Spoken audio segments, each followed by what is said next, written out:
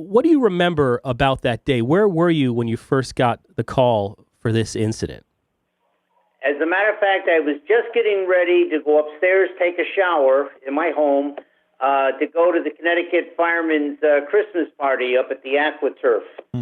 When the tone went in, and I left my home and headed down to the River Restaurant, and had the incident there.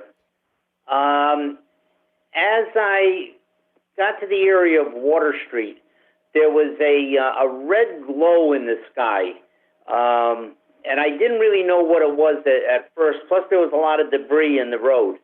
The red glow eventually turned out to be brick dust. Everything was covered with brick dust from the collapse.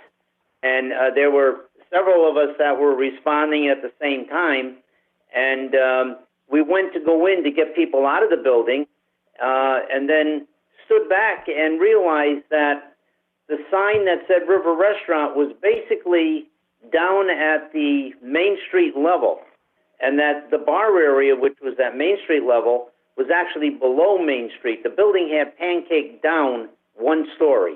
What did you have to do? What were the first things that you had to do? And had you ever dealt with anything on this scale before? Never dealt with anything of this scale, but Phil Hawks and I, the fall before, had attended Emmitsburg, Maryland, the National Fire Academy, and we were introduced to something that was just beginning called Incident Command. And I looked at what was going on there and knew that one person couldn't handle it, and we immediately set up an Incident Command system where, for example, Chief Como, working with Public Works, he knew the sewer system and everything in town, and there was gas in many of the sewers all the way up to the city green. And he took that, taking care of the gas in any of the buildings and anything.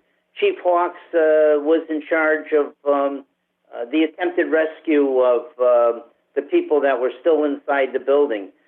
Chief Stanky at the time was in charge of firefighting, and then I oversaw everything and started from a book that I had of contacts, what I felt we needed and what had to be done, because we needed to have UI come in, we needed to have the telephone company come in, and then we looked at the incident and the length of time it was going to be there.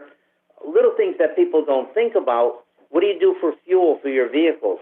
And I had a contact with Blakesley Construction and J.J. Brennan. They both brought in their service vehicles to service our fire apparatus. Plus, we had a contact, Tosh, I believe it is, up in Torrington, the tire people. We had a couple of fire trucks, and even the fire chief's vehicle had a flat tire because of all the wood that blew off the building, and there were nails all over the place. What were the challenges to trying to rescue Mr. Eppolito?